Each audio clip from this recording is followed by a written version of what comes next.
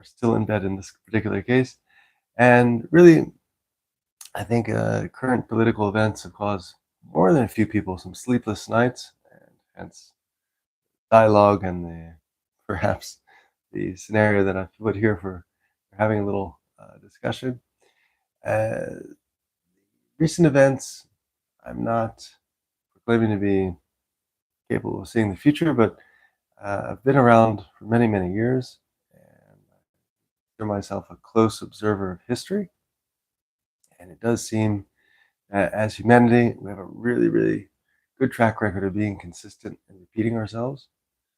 So there's just some red flags that are coming up here as we go along with the current political situation back in the States. And really, it's just very concerning. So my thought initially is that generally with politics, politicians have more strength when there's fear, when there's unrest, when there's a push for nationalism, something to fight against, a threat. These are the things that play into the hands, unfortunately, of many who are in power and wish to stay or increase their power. So, my best advice or meditative thought that came to me, and this is the key point I want to communicate, is not to react with violence, not to take to the streets and create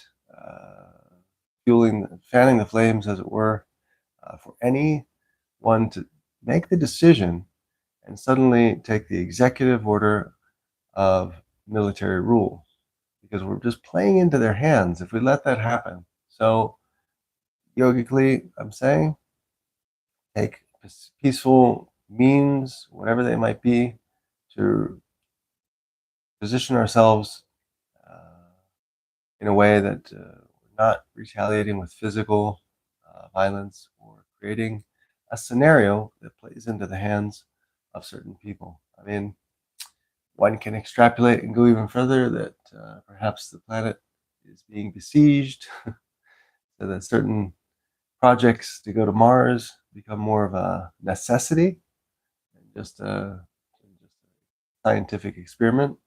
But I digress.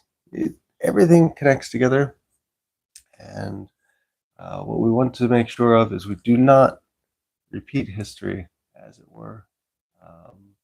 1940s were not a very good era for humanity, and I'd like to think that we can evolve a little bit further and pull ourselves out of this situation.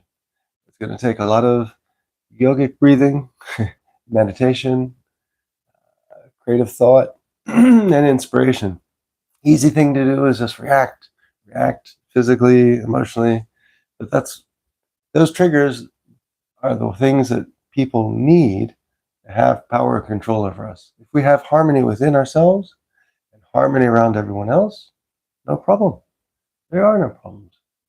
And that's why I've titled this particular conversation Yogic Solution, because one has to find that blissful detachment inside and then permeate it and share it with everybody around them in any situation possible to overcome the manipulation of the strings, the things that are happening. Because if we're not careful, the only industry or sectors that will still be profitable and capturing many employment will be the armed forces and the arms manufacturers.